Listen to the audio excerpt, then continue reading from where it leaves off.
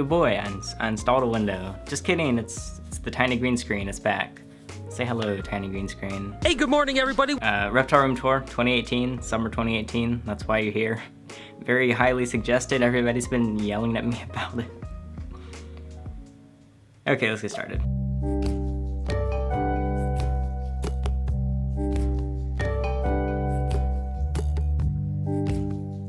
So, we can start with the OG here. This is Sunny, my ball python. Yellow belly ball python. Lots of people think he's a normal. I got him because he kind of looks like a normal, but he's not. I've had him since December 2013. He was born August 2013, so he's about to turn 5 months old. 5 years old. I guess everybody kind of knows him. So I'm trying to think what's new to say about him. Well, first his enclosure. His enclosure is about to turn a year old. It was my first bioactive. I just got all the supplies. All the supplies is ready for my next true bioactive, so soon, hopefully. So Sunny's bioactive turns 1 year old this month, if you can like celebrate birthdays for enclosures. And unfortunately, when I was gone at the beach, he broke my favorite piece of cork that was in there, and it tore a plant out. Of course, it was my favorite plant, and it died. So that one was not my fault. Yes, I killed 1 or 2 of his other plants, but this one was his fault, and I was gone, so I couldn't fix it in time. Overall, though, the enclosure's not looking too bad. I mean, it's still bioactive, the springtails are doing well. I just recently added isopods. Sunny himself is doing quite well. So he's eating medium rats right now, every 7 days. Usually I feel like people feed their adult ball pythons every 10 days or so. He technically could probably, but since I wouldn't mind him gaining just a little bit of weight, I just scrunched that up a little closer to once a week. But that's the Sunny boy.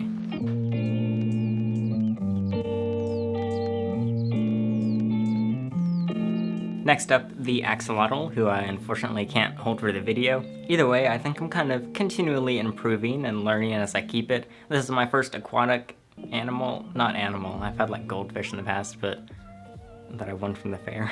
My first aquatic amphibian that I've owned, and it's been super interesting. I will admit, she takes more care than anyone else in the room. I don't think they usually does, but since I've had some little oopsies along the way, it uses a lot of energy, like replacing the water and stuff. So I had this like little worm problem that I mentioned before in the, well, first I'll talk about the enclosure, then I'll talk about her. So either I dropped an earthworm that I thought she ate, or there was some poop that I missed. One of them resulted in some worms in the enclosure. I tried to just clean the worms out, but it didn't work. So recently I had to completely just replace the entire enclosure, basically. Like, I didn't throw it away, but I drained all the water and washed all the sand. I even baked the sand just to make sure there's no worm eggs in it. I don't know. I also washed the filter out. So unfortunately, this ruined the cycling of the enclosure. There's mixed opinions as to whether you need to cycle an enclosure for an axolotl, but mine was all nicely cycled at this point, but it's not now. So I ruined the cycle, but all the worms are gone and it's now sparkly clean in there. I just have to make sure I'm as vigilant as possible. Vigilant? To make sure I get every single piece of poop and every single uneaten worm. Well, now I just like basically tongue feed or hand feed the worms so that I physically see if she eats each one, and so she doesn't ingest any sand. But it's doing well now. She seems to be fine with the uncycled enclosure. Hopefully it'll work its way back up. But you can see it's also kind of bare in here. It's not bare, but I had to take the nicest big hide out because it ended up chipping, and I didn't realize it chipped until after I noticed a little gash on her tail. So luckily axolotls can regenerate basically everything. So after a bunch of Googling and panicking and researching and asking people, she'll be fine. It'll regrow within a couple weeks probably, as long as I make sure the water conditions are good and I just check like ammonia levels or whatever else. As long as that's all good, it should heal up just fine. Unfortunately, I'm not sure if I'll be able to put that hide back in there, because even if I fix it, if I like cover it in something or sand it down, I'm guessing it might just chip again, because I don't know why it chipped the first time. So I spread all the plants out, which is why it looks a little bit awkward right now, because there's just like random plants everywhere. Because when there were both, it looked nice with the plants in the middle, but like I probably shouldn't put the decor over the safety of the animal. So I'll try and find her a nicer hide that I know will not chip, that's not made of plastic or something. Other than that, she's been enjoying her night crawlers. I'd go to the gas station so much. so they probably think I'm a pro fisherman now, because I'm just constantly buying worms. And they're always like, you only want 1 pack? Like, that's not gonna last very long. But I'm not fishing. But overall, I'm proud of myself, I guess, of how it's going. I haven't seen any signs of stress or discomfort. The water temperatures have been nice thanks to the aquarium fans. And overall, I'm happy with how it's going. So I've posted a couple pictures of her on Instagram. If you're not following on Instagram, there it is. I post daily on my story a lot. But that's it. So name suggestions for her. I guess I better name her soon. It's a good thing. I would be terrible with a pet dog. I'd go like a year just calling it different things and it doesn't know what its name is. Okay, let's move on to the next animal.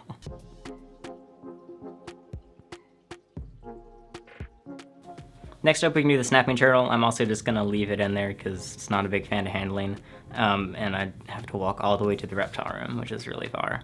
It's in a 10-gallon. I recently redid the entire 10-gallon. I got some new gravel, so I think that looks nice. Much cheaper at Home Depot than like the pet store. There's a 40-gallon filter in there for a 10-gallon. It's the only filter I have that is available. It's doing fine. It's a pretty strong flow, but I don't think it minds too much. And I added duckweed in there. My duckweed farm, I'm gonna save the duckweed stuff. I'm gonna do a duckweed video and show you my little duckweed farm and how it's going.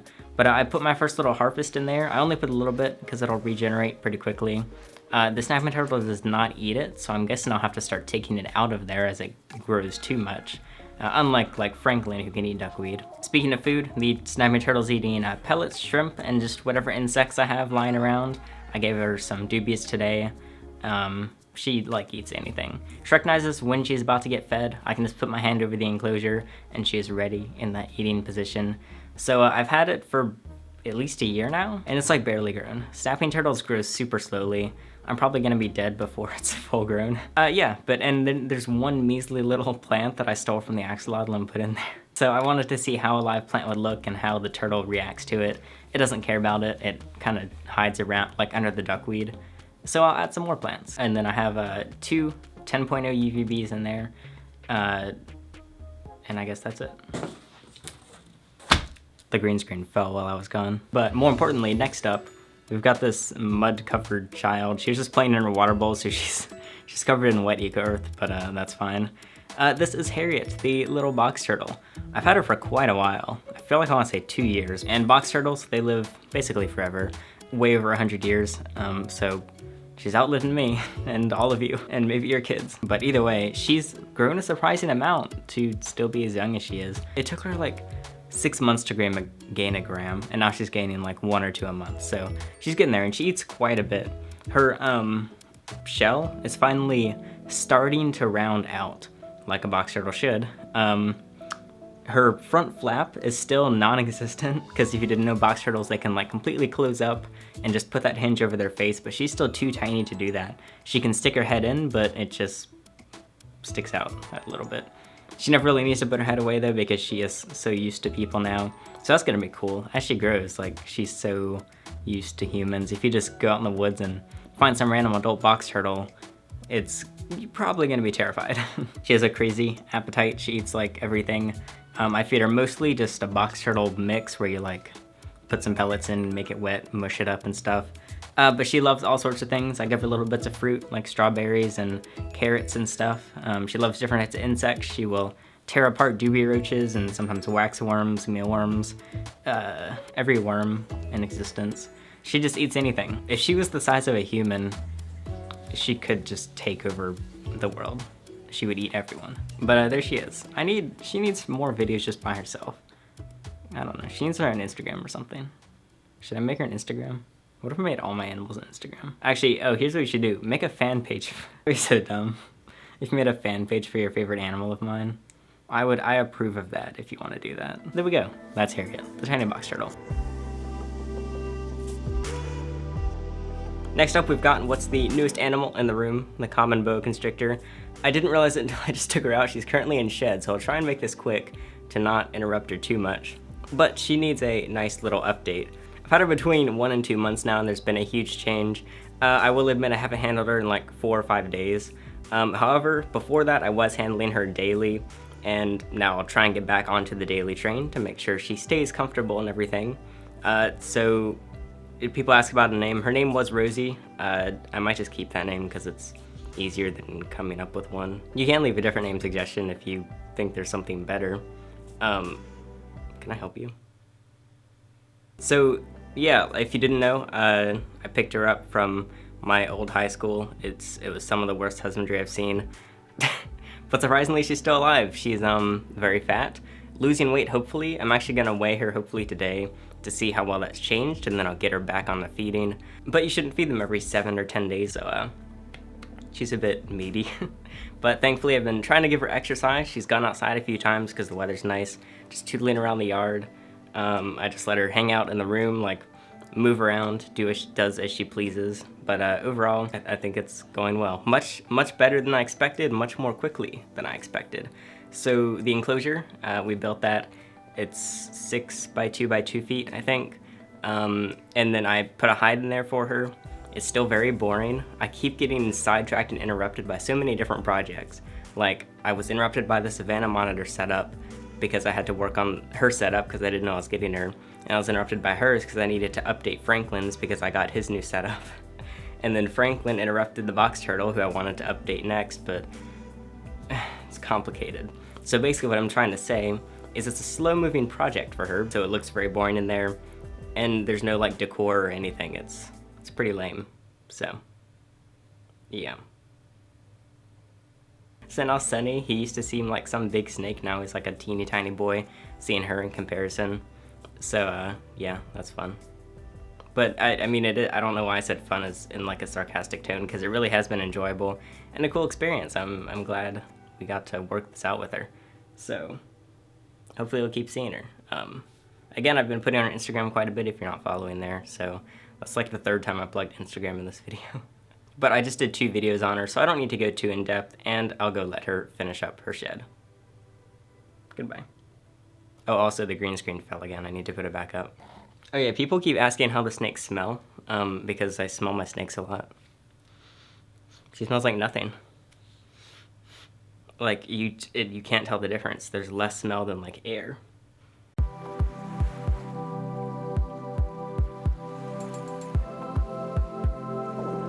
Oh boy, it's Franklin. This is the reindeer slider. He is 12 years old, I think, 11, 12, something like that.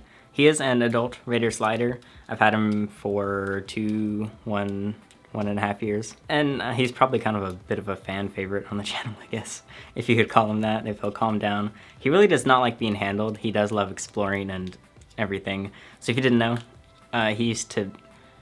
Okay, oh my god, everything is going wrong. This looks really awkward, but it's much easier to hold him like this. So he used to be our little free roam turtle that I kind of experimented with. It was interesting. I went super in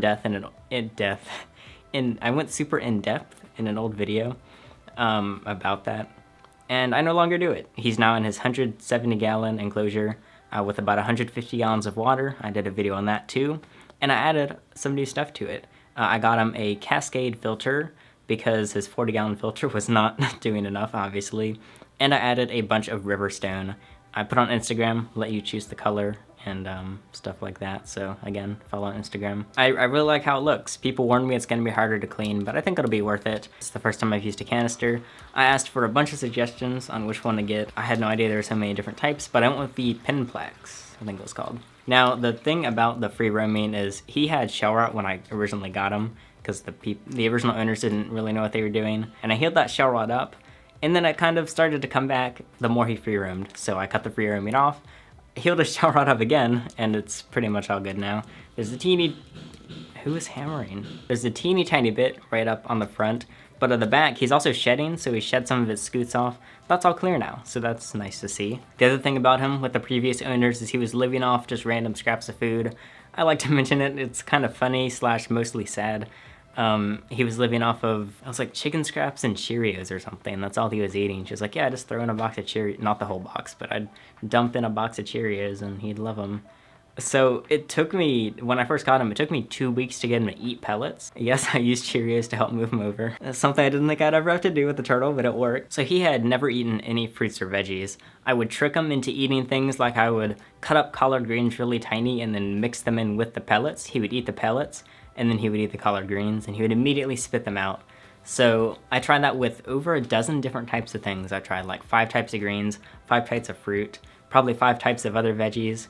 He's just very stubborn, but he likes duckweed. Thankfully, duckweed is edible. I mean, it's not like the healthiest plant on earth, but overall, it's better than nothing, and it's a nice thing to add in there. So I've been tossing little chunks of duckweed, not chunks, but leaves of duckweeds, and he's been, duckweeds? I've been tossing duckweed in every so often, though, as a nice little treat, I guess.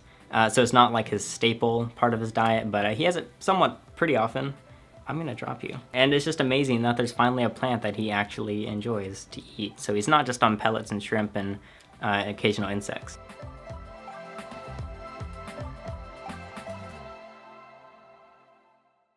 Next up is an animal that I don't think I've even put on YouTube yet, but that is Potato, the chubby frog.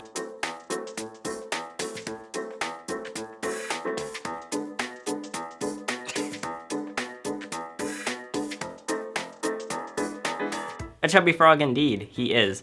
Ethan got this, or Amazing Little Adventures. He got it for my birthday, I think? Yeah, for my birthday. So that was in March. I've actually had him for quite a while and never revealed him. I'm still working on the introduction video for him. I never really finished it because I didn't know what to say about him to make a full video. So here's his reveal right here.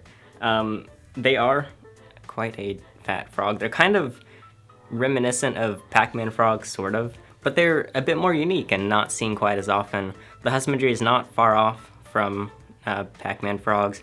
It's just about the same. They just eat random insects and stuff. They chill out and just kind of sit there like a chubby, squishy rock.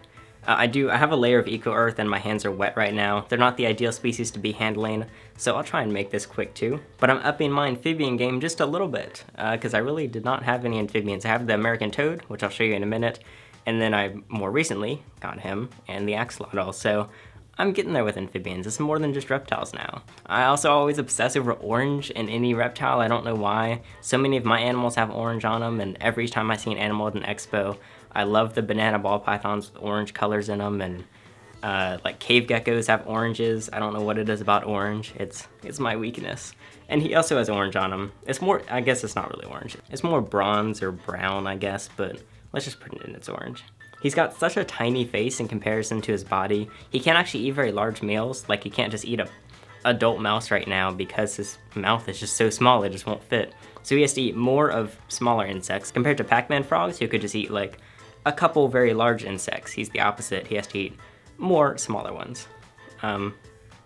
Super fun to have. He looks so dumb when he moves around. It's great. I'm sorry, we're making fun of him. That's not okay. Not a super active animal, not one for handling, but one of the coolest to just stare at. Next up is Gobi, the most awkward snake to film. He's the snake I've had the second longest, and after Sunny. And if they got the size of like boa constrictors, they would be kind of scary because Gobi is super strong for his size. But yeah, I guess I've had him for like 3 years now. I got him when he was pretty small from also horrible conditions. It was pretty depressing he was in. But if you smoke as much as those people did and in the same room as the snake, then why? Stop, please. His enclosure was literally coated in yellow goop. It was all just cigarette smoke. He was coated in yellow goop. You would wipe your hand on him and your hand was just covered in this nasty tarry stuff. So I have cut him back on food. He's eating just about once every 2 weeks now compared to once every 7 days to make sure he does not get too fat. And it's been working just fine. It's hard to tell. It looks like he might be dulling out just a bit. So I'm guessing he will be going into shed soon. He does shed quite often. Lengthwise, I think he's completely done growing. And then girth or whatever is just up to how much he eats. When I go to festivals and basically like around the state or whatever, people are always super interested in him. Lots of kids have gotten to hold him. And he was never handled before I got him, so that's really interesting. It's kind of proof, especially with the boa that you just saw, she was not handled forever either, and neither was him. That boa, if you didn't know, she's 21 years old and was not handled almost at all for like the past decade or something, or probably longer. And then same with him, he was not held for like a quarter of his life and immediately perfectly fine. So it really shows how snakes are just so easy to, most of the time, to really get used to handling because so many species are just naturally docile. They're not domesticated, but they can be quite docile. So there we go, some nice colors. People ask about is Morph a lot. He is a reverse Okiti. So, and I don't actually know if it's a he. I've never sexed him, and I'm scared too, because I just started saying he from the start, and now like maybe it's actually a she. It's a mystery. We don't need pronouns around here. Next up is a species I've kept longer than any other species in the reptile room right now. That is the American toad. Now I have one American toad left. I talked about this in the past. I went in detail in one of the older reptile rooms, I think. Long story short is with the expos, or not the expos, the festivals I was telling you about, I brought them to one, and soon after, like 3 or 4 of them died within a couple months. So it was super depressing, probably like the worst tragedy in the reptile room here that we've had. And my best hypothesis up until this point is still, some kids came by and they were like, can I touch a toad? So I was like, sure, why not? Let's let some kid touch some toads. And they came back from some hike in the woods, and I believe they had something toxic on their hands. I don't know if it was a bug spray or something they touched in the wild, but something is what seems to have led to those animals' death, because there were no husbandry changes, nothing. That was the only thing that had happened. So obviously it wasn't the kids' fault, because I mean, I let them touch the animal and they didn't purposely do it. So that happened. We still have this one though. I've had her for like 5 years, 4 years, quite a while. I got her when she was an adult, so who knows how old she actually is, and who knows how long shock she lasts. The interesting thing about the interesting thing about American toads is they're not kept super often, and they're not really bred. I would love to breed them. I've tried in the past. I failed, but it's something I'll still like to do. But there are really no care guides on them, so I basically just duplicated North Carolina's habitat, and it's worked for years with the animals. Here is the tiniest gal, I think. Tiniest snake, at least. This is Ember, the Kenyan sand boa. She did not, now, she was growing like super quickly, like since I got her, and then she kind of halted a bit. If you didn't know, they get about 3 feet, the females do at least. So she's not quite there yet. She's probably like a foot, maybe 1.5 feet. I don't know. I don't know how to measure stuff. But she didn't eat for like 3 months. Kenyan sand boas can be kind of weird about eating. They can go off feed for a very long time. That's not ideal. So I was trying continuous things nearly every week. So she's always been on frozen mice since I got her. She refused a couple here and there, just random weeks. And I went through a bunch of the different techniques, like a braining and heating it up a lot and different stuff. So I was ready to try live, but thankfully she just happened to randomly take again, and she's been back on just fine. She also recently shed, which was nice to see. It's just so weird how big the sheds are getting, because I don't know, there's an obvious size difference. I've never even handled a full-size Kenyan sand boa, so it'll be really cool when she gets big. But it's really fun to have just tiny snakes, because they feel so soft. And sand boas are just such a unique animal. She's probably the most unique snake I have, I guess. But I just woke her up from her 20-gallon. She's in the 20-gallon long with a separated aspen and sand mix, or not mix, but aspen on one side, sand on a little part on the other. And I've talked about it recently. I have mixed emotions about the sand. It might be time to ditch the reptisand in there.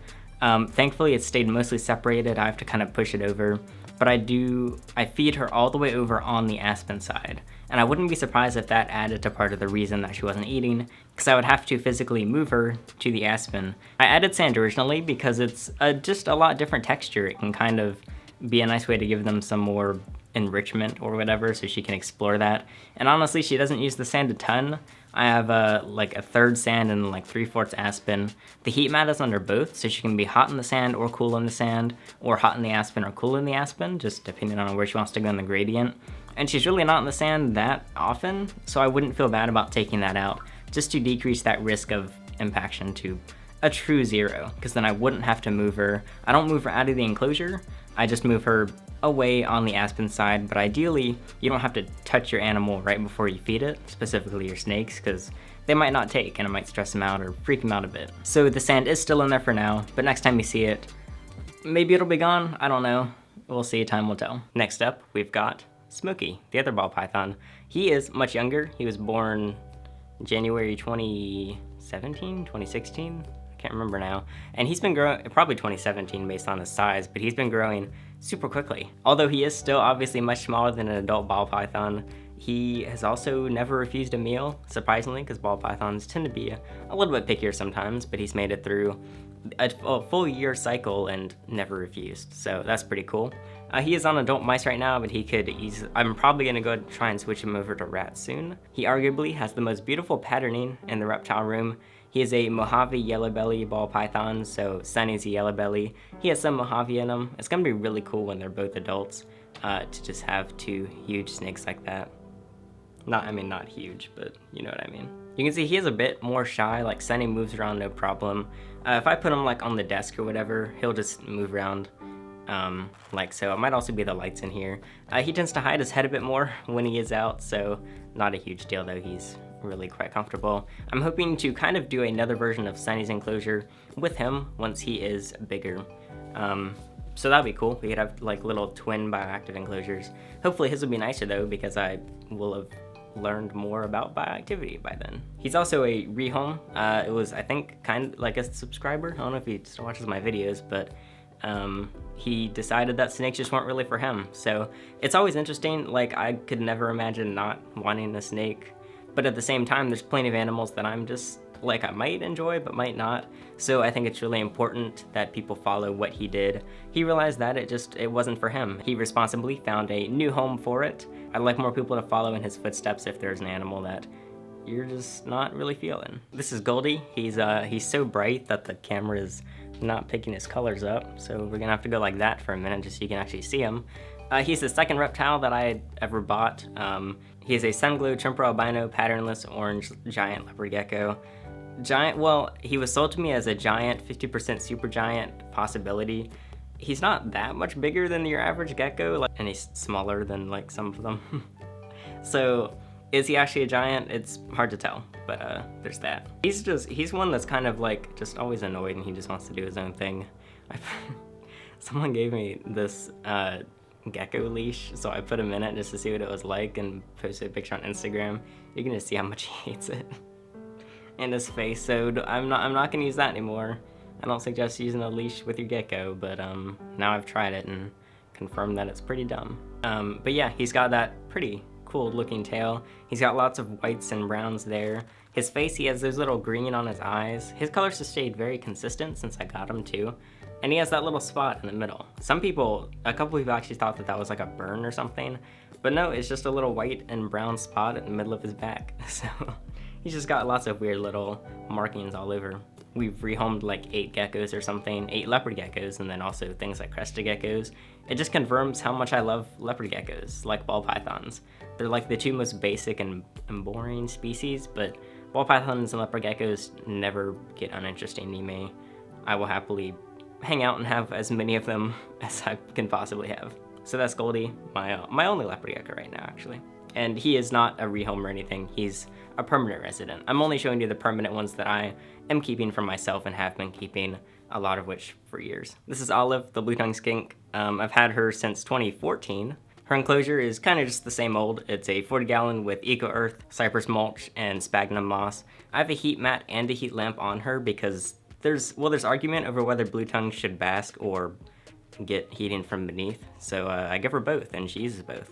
So they're both at just about the same temperature, and that's been working just fine. She is probably full size right now. You will see blue tongues that are definitely heavier than this or chubbier than this, and that's definitely not bad at all because she is on the lean side. I've been doing just tons of different insects for all the animals. I've been ordering pretty much as much variety as possible. So dubious have been the staple, and then I've just been buying mealworms, waxworms, calci worms, hornworms, some other worms. There's a lot of worms. So she loves all of those. She'll eat those no problem. And then it's the greens that are a bit more difficult. So she really does not enjoy collard. She kind of eats a bit of kale. I can mix collard in though and cut it up really small and get her to eat it. She doesn't mind dandelion greens too much. I have to go to Whole Foods and pay a lot of money for them.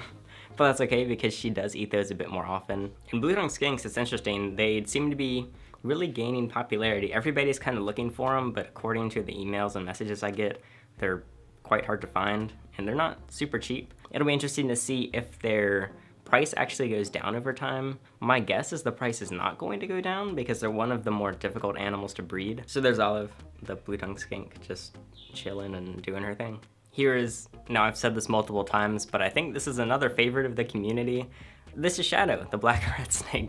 There's so many things that she can climb on in here. There's 3 tripods and a microphone right above me, so she might just tootle away. It actually took longer for her to adjust to handling than the boa did, even though the boa is much worse when it started. Admittedly, that's just because I haven't handled her very consistently.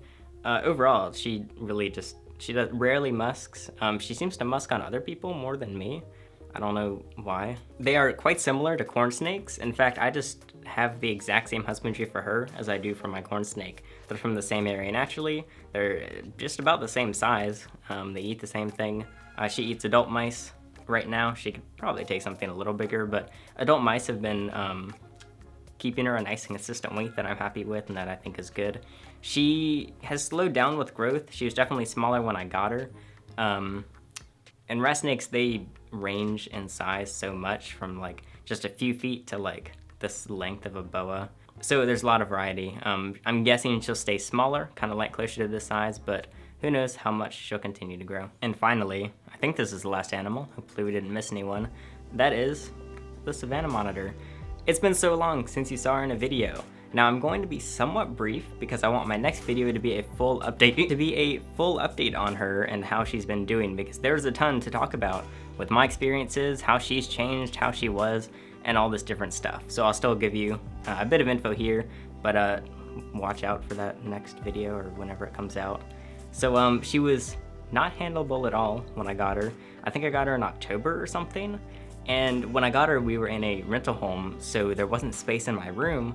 Well, there was space in my room, but her enclosure wouldn't fit up the stairs, which I didn't realize. So she was in the dining room, away from me and all the other animals, meaning that she only had like a half hour of time with me each day because she was in the dining room. Now that we have since moved, I have her enclosure. I actually just have her in a 40-gallon right now, which is a bit small and not ideal. I'm going to be building a brand new enclosure for her, which I was gonna do like last month, but I ended up having to build a boa enclosure. But that is one of my next projects, hopefully coming up. She's been doing fine in the 40, just making sure her heating and humidity is right and everything, but that is definitely not a permanent home. She's grown a ton, as you can see. She tolerates handling some, but she still does not like it. I will admit, not everyone, lots of people are saying, don't actually handle her, let her come to you. Just put your hand in the enclosure, put your like smelly clothing in the enclosure so she can get used to your scent and all this other stuff. And I tried that for months. There really was not much improvement doing that. My best guess as to why is either 1, she was weird, 2, I was doing something wrong, or 3, my best guess is because she's been in so many different homes and none of them were very good. I'm her 3rd home. The first one, she was living in like a 10 or 20 gallon with basically no heating, no anything. And then someone else got her to try and rescue her, and they put her in this weird enclosure. It was okay. The humidity was like 10%. She was in the garage, living off of random meat scraps. Never handled. So then I got her, and I was like, oh boy, here's this monitor that's been moved around a bunch, that's never been handled, that has a terrible diet, that's growing weirdly, covered in stuck shed. Now I have to fix her. Which that's what I wanted to do. If you do want a Savannah monitor, keep in mind it's the most advanced species I'm keeping right now. It's not, if I was getting a first animal, it's not the one that I would get. And if you really do end up getting one though, after lots of research, I would suggest getting a rehome and not actually buying one from a store, because essentially all of them are imported and like mass collected, because basically nobody breeds them. She was quite underweight, extremely dehydrated when I got her. That's all fixed now. I think her weight's quite nice. I just rinsed her off in the sink because she peed on me. So because I rinsed her off, you can't see all of the stuck shed. She was just shedding again though, and there's still a little bit more stuck on her head, so that'll be fun to get off. I'll just see if it comes off itself. If not, I'll have to help her out with that.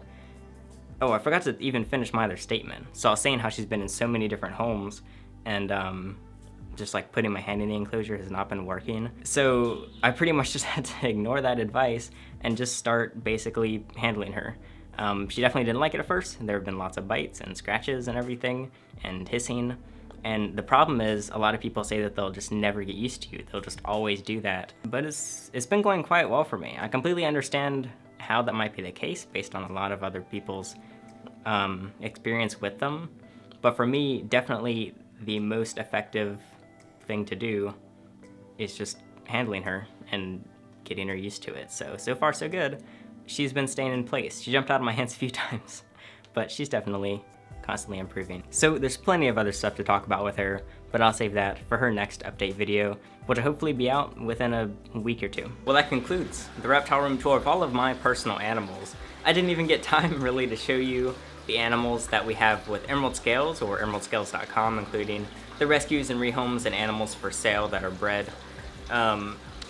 This video is already so long though. I shot most of it in the other room because the audio and lighting is much nicer in that room compared to here, as you might be able to tell.